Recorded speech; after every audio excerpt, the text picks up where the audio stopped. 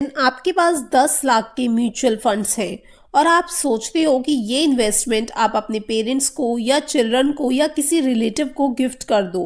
But problem क्या है, जब आप इन यूनिट्स को ट्रांसफ़र करते हो तो आपको ये यूनिट्स रिडीम करनी पड़ेंगी और फिर ट्रांसफ़र होंगी। तो यहाँ पर आप पर कैपिटल गेन टैक्स एप्लीकेबल हो जाएगा। लेकिन अब सिनेरियो चेंज हो गया है। सेबी के न्यू रूल्स के अकॉर्डिंग अब आप म्यूचुअल फंड्स यूनिट्स को डायरेक्टली गिफ्ट कर सकते हो विदाउट रिडीमिंग। और अगर आपने इस रूल को स्मार्ट तरीके से यूज किया तो आप इससे टैक्स भी सेव कर सकते हो।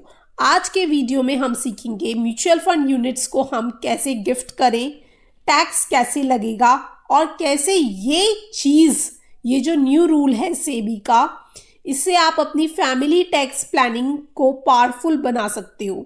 सो वीडियो को एंड तक जरूर देखना।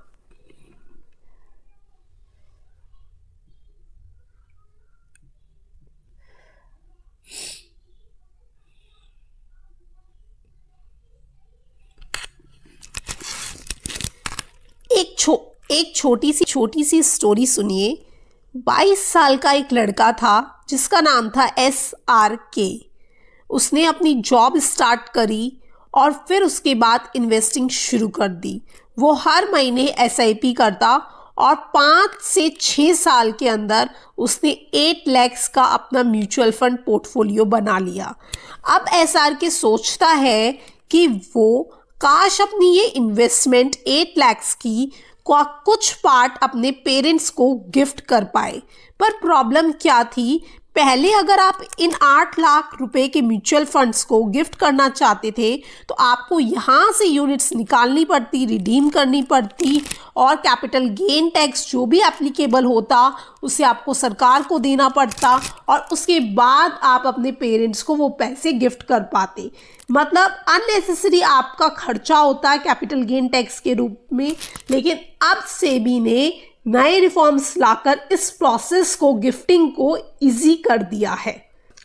अब आप म्यूचुअल फंड्स यूनिट्स को डायरेक्टली ट्रांसफर कर सकते हो, चाहे आपकी यूनिट्स डीमैट फॉर्म में, डीमैट अकाउंट में है या फिर वो स्टेटमेंट ऑफ अकाउंट यानी कि SOA फॉर्म में है।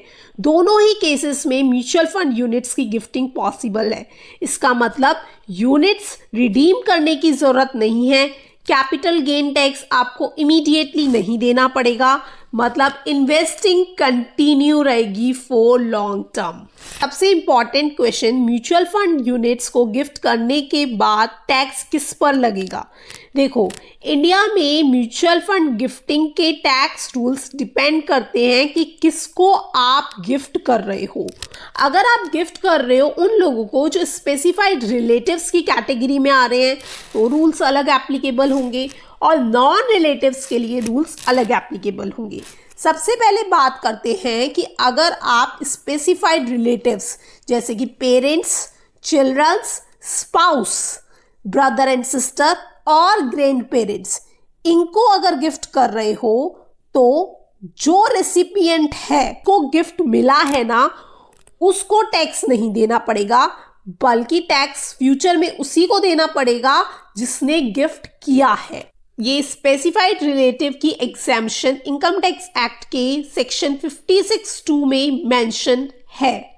दूसरी तरफ अगर आप गिफ्ट करते हो नॉन रिलेटिव्स को, नॉन रिलेटिव्स यानी कि फ्रेंड को या फिर कोई डोमेस्टिक हेल्पर को या फ्रेंड के बच्चे को, तो रूल्स अलग हो जाएंगे।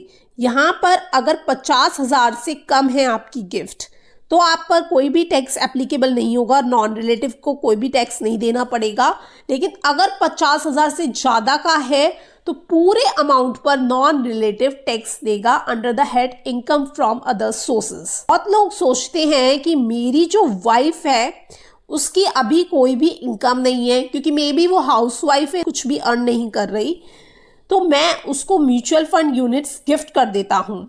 अब वो जब रिडीम करेगी तो टैक्स बच जाएगा। बट इनकम टैक्स डिपार्टमेंट भी स्मार्टर है।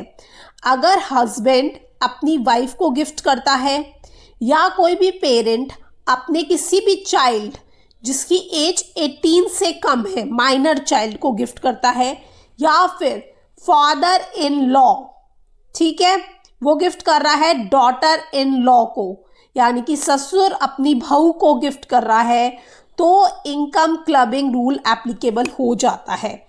मतलब यहाँ पर जो भी कैपिटल गेन है ना, वो रिसिपिएंट के नाम पर नहीं बल्कि गिवर के नाम पर ही टैक्स होगा। यहाँ पर एक स्मार्ट टैक्स प्लानिंग स्ट्रेटेजी समझिए। अगर आप गिफ्ट करते हो अपने एडल्ट चाइल्ड को, यानी कि वो बच्चा जो कि 18 क्रॉस कर गया हो, या फिर आप गिफ्ट करते हो अपने पेरेंट्स को या फिर सिबलिंग्स को, तो आप पर क्लबिंग रूल एप्लीकेबल नहीं होता। फॉर एग्जाम्पल, मान लीजिए फादर ने अपने सन को, एडल्ट सन को गिफ्ट किए 5 लाख के म्यूचुअल फंड, ठीक है, और वो सन अभी 18 क्रॉस किया था। अब सन ने क्या किया, इन म्यूचुअल फंड्स को 6 महीने रखने के बाद या फिर 1 साल लॉन्ग टर्म रखने के बाद उनको रिडीम कर लिया। जब सन इनको रिडीम करेगा तो टैक्स सन पर एप्लीकेबल होगा, फादर पर नहीं होगा, यहाँ पर एडल्ट सन पर एप्लीकेबल होगा। और क्योंकि अगर मान लो उसने अभी कुछ भी कमाना स्टार्ट नहीं किया, तो जितना भी कैपिटल गेन है वो उसकी टैक्स एग्जेम्पशन के अंदर आ जाएगा और ना सन को टैक्स देना पड़ेगा ना फादर को देना पड़ेगा। इस स्ट्रैटेजी का यूज कर आप लोग भी अपना टैक्स बचा सकते हो। फंड ट्रांसफर के अंदर कुछ इंपॉर्टेंट चार्जेस लगते हैं, जैसे 18% GST और 0.015% स्टैम्प ड्यूटी, पर ये चार्जेस कैपिटल गेन टैक्स से काफ़ी कम होते हैं, तो बियरेबल हैं। तो ओवरऑल देखा जाए तो म्यूचुअल फंड गिफ्टिंग एक पावरफुल फाइनेंशियल टूल है। इससे आप फैमिली वेल्थ ट्रांसफ़र कर सकते हो, फ्यूचर इनहेरिटेंस प्लान कर सकते हो, स्मार्ट टैक्स प्लानिंग कर सकते हो। बस याद आपको ये रखना है कि स्पेसिफाइड रिलेटिव्स में टैक्स नहीं लगता।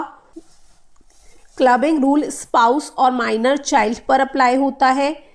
तो फ्रेंड्स, अगर आप स्मार्ट प्लानिंग करेंगे तो mutual fund gifting tax efficient भी हो सकती है। तो अगर आपके पास भी म्यूचुअल फंड का पोर्टफोलियो है तो मुझे कमेंट में ज़रूर बताइए, क्या आप कभी म्यूचुअल फंड गिफ्ट करना चाहेंगे अपने फैमिली मेम्बर्स को। और अगर आपको ये प्रैक्टिकल फाइनेंस और टैक्स प्लानिंग वीडियोस पसंद आते हैं तो वीडियो को लाइक करना, चैनल को सब्सक्राइब करना और बेल आइकन ज़रूर प्रेस कर देना। मैं मिलूंगी आपसे नेक्स्ट वीडियो में। Happy investing.